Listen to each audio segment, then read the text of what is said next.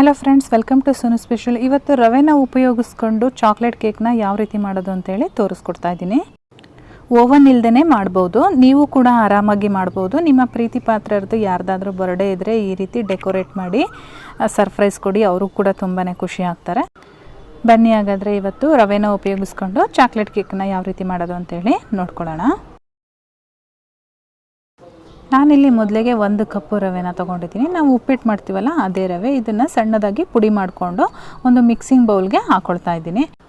ಹಾಗೆ ಅರ್ಧ ಕಪ್ಪು ನಾನು ಸಕ್ಕರೆ ಪುಡಿ ಹಾಕ್ತಾಯಿದ್ದೀನಿ. ಇದರ ಜೊತೆಗೆ ಅರ್ಧ ಕಪ್ಪು ಕಾಯಿಸಿರೋ ಅಂಥ ಹಾಲು ಹಾಕ್ತಾಯಿದ್ದೀನಿ. ಹಾಗೆ ಅರ್ಧ ಕಪ್ಪು ಮೊಸರು ಕೂಡ ಆ್ಯಡ್ ಮಾಡ್ತಾಯಿದ್ದೀನಿ. ಹಾಗೆ 1/4 ಕಪ್ಪು ನಾನಿಲ್ಲಿ ಕೋಕೋ ಪೌಡ್ರು ಹಾಕ್ತಾಯಿದ್ದೀನಿ. ಜೊತೆಗೆ ನಾನಿಲ್ಲಿ 1/4 ಕಪ್ಪಷ್ಟು ಎಣ್ಣೆ ಹಾಕ್ತಾಯಿದ್ದೀನಿ. ನಾವು ಅಡುಗೆ ಎಣ್ಣೆ ಯೂಸ್ ಮಾಡ್ತೀವಲ್ಲ ಅದೇ ಎಣ್ಣೆ. ಇವಾಗ ಇದನ್ನೆಲ್ಲ ಚೆನ್ನಾಗಿ ಒಂದ್ಸರಿ ಮಿಕ್ಸ್ ಮಾಡ್ಕೊಳ್ಳೋಣ. ಇದನ್ನು ಗಂಟುಗಳು ಇಲ್ಲದೆ ಇರೋ ಥರ ನೀಟಾಗಿ ಮಿಕ್ಸ್ ಮಾಡ್ಕೋಬೇಕಾಗತ್ತೆ. ಈ ರೀತಿ ಎಲ್ಲ ಚೆನ್ನಾಗಿ ಮಿಕ್ಸ್ ಮಾಡ್ಕೊಂಡಾದಮೇಲೆ ನಾವು ಇದನ್ನು ಒಂದು ಅರ್ಧ ಗಂಟೆಗಳ ಕಾಲ ನೆನೆಸ್ಬೇಕಾಗತ್ತೆ. ರವೆ ಹಾಕಿರೋದ್ರಿಂದ ನಾವು ಒಂದು ಅರ್ಧ ಗಂಟೆಗಳ ಕಾಲ ಬಿಡಬೇಕಾಗತ್ತೆ. ಇವಾಗ ನೋಡಿ ಚೆನ್ನಾಗಿ ಮಿಕ್ಸ್ ಆಗಿದೆ. ಇದನ್ನು ನಾನೊಂದು ಲಿಡ್ ಕ್ಲೋಸ್ ಮಾಡಿ ಒಂದು ಅರ್ಧ ಗಂಟೆ ಹಾಗೆ ಸೈಡಲ್ಲಿ ಎತ್ತಿಟ್ಕೊಂಡಿರ್ತೀನಿ ಚೆನ್ನಾಗಿ ನೆನೆಯಲಿ ಅಂತ. ರವೆ ಮಿಕ್ಸ್ಚರ್ನ ನೆನೆಸಿಟ್ಟು ನಾನೊಂದು 20 ನಿಮಿಷ ಆಗಿದೆ. ಇವಾಗ ನಾನು ಇಲ್ಲಿ ಒಂದು ಸ್ಟವ್ ಮೇಲೆ ಒಂದು ಪ್ಯಾನ್ ಇಟ್ಕೊಂಡಿದ್ದೀನಿ. ಅದರೊಳಗಡೆ ಸ್ಟ್ಯಾಂಡ್ ಕೂಡ ಇಡ್ತಾ ಇದ್ದೀನಿ. ಇದನ್ನು ಒಂದು 10 ನಿಮಿಷ ಫ್ರೀ ಹೀಟ್ ಮಾಡ್ಕೋಬೇಕಾಗತ್ತೆ. ಇದನ್ನು ಇವಾಗ ಇಟ್ಟು ಒಂದು ಲಿಡ್ ಕ್ಲೋಸ್ ಮಾಡಿ ಹಾಗೆ ಬಿಟ್ಟಿರಿ. ಅದ್ರ ಜೊತೆಗೆ ಕೇಕ್ ಟಿನ್ನ ಕೂಡ ನಾವು ರೆಡಿ ಮಾಡ್ಕೊಳ್ಳೋಣ. ಈ ರೀತಿ ನೀಟಾಗಿ ಆಯಿಲೆಲ್ಲ ಅಪ್ಲೈ ಮಾಡಿಬಿಟ್ಟು ಸುಮಾರಾಗಿ 1 ಟೀ ಸ್ಪೂನಷ್ಟು ಮೈದಾ ಹಿಟ್ಟು ಹಾಕಿ ಎಲ್ಲ ಕಡೆನೂ ಸ್ಪ್ರೆಡ್ ಮಾಡ್ಕೊಳ್ಳಿ. ಕೇಕ್ ಟಿನ್ ರೆಡಿಯಾಗಿದೆ. ಇದನ್ನು ಒಂದು ಸೈಡಲ್ಲಿ ಎತ್ತಿಟ್ಕೊಂಡಿರೋಣ. ಇನ್ನು ಇವಾಗ ರವೆ ನೆನೆಸಿಟ್ಟು ಕೂಡ ಅರ್ಧ ಗಂಟೆ ಆಗಿದೆ. ನೋಡಿ ಎಷ್ಟು ತಿಕ್ಕಾಗಿದೆ ಅಂತೇಳಿ. ಇವಾಗ ಇದಕ್ಕೆ ನಾನು ಸುಮಾರಾಗಿ 1 ಟೀ ಸ್ಪೂನಷ್ಟು ಬೇಕಿಂಗ್ ಪೌಡ್ರ್ ಹಾಕ್ಕೊಳ್ತಾ ಇದ್ದೀನಿ. ಒಂದು 1/4 ಟೀ ಸ್ಪೂನಷ್ಟು ಬೇಕಿಂಗ್ ಸೋಡಾ ಕೂಡ ಹಾಕ್ತಾಯಿದ್ದೀನಿ. ಇವಾಗ ನಾನು ಒಂದು 2 ಟೇಬಲ್ ಸ್ಪೂನಷ್ಟು ಹಾಲು ತೊಗೊಂಡಿದ್ದೀನಿ. ಇವಾಗ ಸ್ವಲ್ಪನೇ ಹಾಕ್ಕೊಂಡು ಕನ್ಸಿಸ್ಟೆನ್ಸಿ ನೋಡಿಕೊಂಡು ನಾವು ಮಿಕ್ಸ್ ಮಾಡ್ಕೊಳ್ಳೋಣ. ಜಾಸ್ತಿ ಹಾಲು ಹಾಕ್ಕೊಂಡು ತುಂಬ ತೆಳುವಾಗಿ ಮಿಕ್ಸ್ ಮಾಡ್ಕೊಳ್ಬೇಡಿ. ನಮಗೆ ಫ್ಲೋಯಿಂಗ್ ಕನ್ಸಿಸ್ಟೆನ್ಸಿ ಇದ್ದರೆ ಸಾಕಾಗುತ್ತೆ. ಇವಾಗ ನೋಡಿ ಕರೆಕ್ಟಾಗಿದೆ ಕನ್ಸಿಸ್ಟೆನ್ಸಿ. ಇವಾಗ ಇದು ರೆಡಿಯಾಗಿದೆ.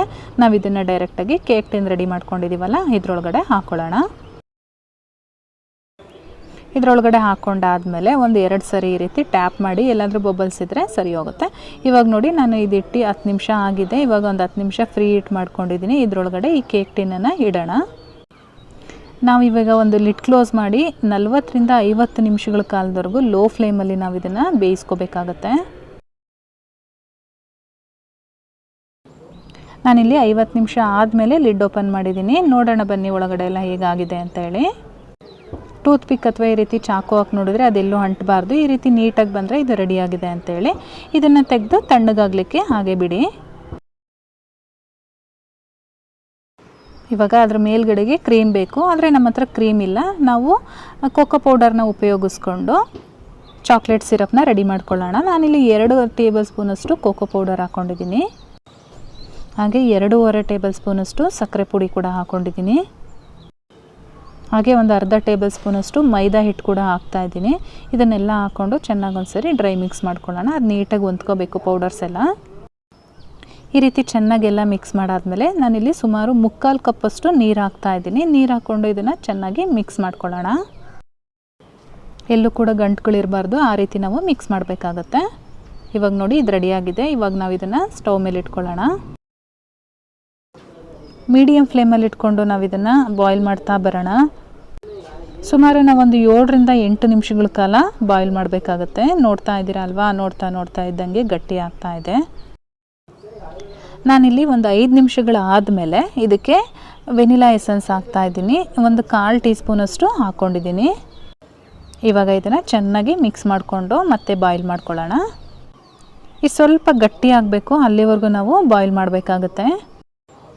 ಇವಾಗ ಸುಮಾರಾಗಿ ಒಂದು 8 ನಿಮಿಷಗಳಾಗಿದೆ. ಇದು ಎಷ್ಟು ಗಟ್ಟಿಯಾಗಿದೆ ಅಂತ ನಿಮಗೆ ಕಾಣಿಸ್ತಾ ಇದೆ. ನಾನು ಒಂದು ಸ್ಪೂನಲ್ಲಿ ತೆಗೆದು ತೋರಿಸ್ತೀನಿ ನೋಡಿ ಎಷ್ಟು ಗಟ್ಟಿಯಾಗಿದೆ ಅಂತೇಳಿ. ಇದು ತಣ್ಣಗಾದ್ಮೇಲೆ ಇನ್ನೂ ಕೂಡ ಗಟ್ಟಿಯಾಗುತ್ತೆ. ಇವಾಗ ಇದು ಸರಿಯಾಗಿದೆ. ಸ್ಟವ್ ಸ್ವಿಚ್ ಆಫ್ ಮಾಡಿಕೊಂಡು ಒಂದು ಸೈಡಲ್ಲಿ ಎತ್ತಿಟ್ಕೊಂಡಿರೋಣ. ಇವಾಗ ಕೇಕ್ ಕೂಡ ತಣ್ಣಗಾಗಿದೆ. ಇದನ್ನು ಕೂಡ ಆಚೆ ತೆಗೆಯೋಣ. ಈ ರೀತಿ ಸೈಡ್ಸ್ ಎಲ್ಲ ಫಸ್ಟು ಬಿಡಿಸ್ಕೋಬೇಕಾಗತ್ತೆ. ಇದೊಂದು ಚಾಕ್ ತೊಗೊಂಡು ಇದನ್ನು ಇವಾಗ ಒಂದು ಪ್ಲೇಟ್ ಮೇಲೆ ಈ ರೀತಿ ಉಲ್ಟಾ ಮಾಡಿದ್ರೆ ನೀಟಾಗಿ ಬರುತ್ತೆ. ನೋಡ್ತಾ ಇದ್ದೀರಾ ಅಲ್ವಾ ಎಷ್ಟು ಚೆನ್ನಾಗಿ ಬಂದಿದೆ ಅಂತ ಹೇಳಿ. ತುಂಬ ಸ್ಪಾಂಜಿಯಾಗಿ ಬಂದಿದೆ. ನೋಡಿ ಸೈಡಲ್ಲಿ ಕೂಡ ತೋರಿಸ್ತೀನಿ. ಇವಾಗ ಇದ್ರ ಮೇಲೆ ನಾವು ರೆಡಿ ಮಾಡ್ಕೊಂಡಿದ್ದೀವಲ್ಲ ಚಾಕ್ಲೇಟ್ ಸಿರಪ್ಪು, ನೋಡಿ ತಣ್ಣಗಾದ್ಮೇಲೆ ಕೂಡ ಸ್ವಲ್ಪ ಗಟ್ಟಿಯಾಗಿದೆ. ಇವಾಗ ಇದ್ರ ಮೇಲೆ ಆರಾಮಾಗಿ ಸ್ಪ್ರೆಡ್ ಮಾಡ್ಕೋಬೋದು.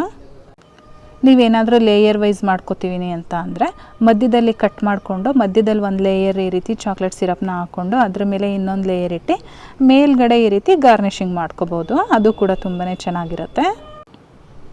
ನಾನು ಸೈಡಲ್ಲೆಲ್ಲ ಹಾಕ್ತಾಯಿಲ್ಲ, ಬರೀ ಮೇಲ್ಭಾಗದಲ್ಲಿ ಅಷ್ಟೇ ಹಾಕ್ಕೊಂಡಿದ್ದೀನಿ. ಇವಾಗ ನಾನಿಲ್ಲಿ ಜೆಮ್ಸ್ ತೊಗೊಂಡಿದ್ದೀನಿ ಚಾಕ್ಲೇಟು, ಇದರಿಂದ ನಾನು ಇದಕ್ಕೆ ಅಲಂಕಾರ ಮಾಡ್ತಾಯಿದ್ದೀನಿ.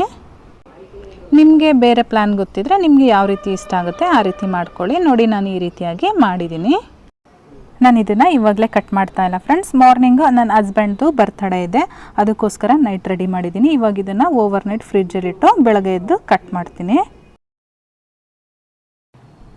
ಬೆಳಗ್ಗೆ ಅಷ್ಟರೊಳಗೆ ಚಾಕ್ಲೇಟ್ ಎಲ್ಲ ನೀಟಾಗಿ ಸೆಟ್ ಆಗಿರುತ್ತೆ ಕೇಕ್ಗೆ, ಆರಾಮಾಗಿ ನೀವು ಕಟ್ ಮಾಡ್ಕೋಬೋದು. ನೀವು ಕೂಡ ಇದೇ ರೀತಿ ಈಸಿಯಾಗಿ ರೆಡಿ ಮಾಡ್ಕೊಳ್ಳಿ. ನಿಮ್ಮ ಪ್ರೀತಿ ಪಾತ್ರರಿಗೆ ಅವ್ರಿಗೆ ಸರ್ಪ್ರೈಸ್ ಆಗಿ ಕೇಕ್ ಕಟ್ ಮಾಡಿಸಿ, ಅವರು ಕೂಡ ತುಂಬಾ ಖುಷಿ ಪಡ್ತಾರೆ, ನಿಮಗೂ ಕೂಡ ಖುಷಿ ಆಗುತ್ತೆ. ಆ್ಯಕ್ಚುಲಿ ನಾನು ಕೂಡ ಸರ್ಪ್ರೈಸ್ ಆಗಿಯೇ ಇದನ್ನು ಕೇಕ್ ಕಟ್ ಮಾಡಿಸಿದ್ದು.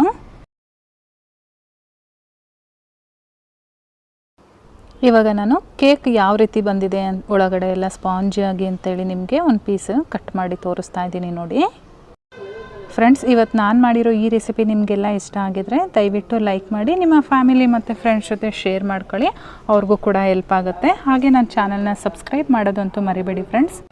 ನಾನು ಮತ್ತೆ ನಿಮಗೆ ಇನ್ನೊಂದು ಈಸಿ ರೆಸಿಪಿಯೊಂದಿಗೆ ಸಿಗ್ತೀನಿ. ಅಲ್ಲಿವರೆಗೂ bye bye, take care, thank you for watching.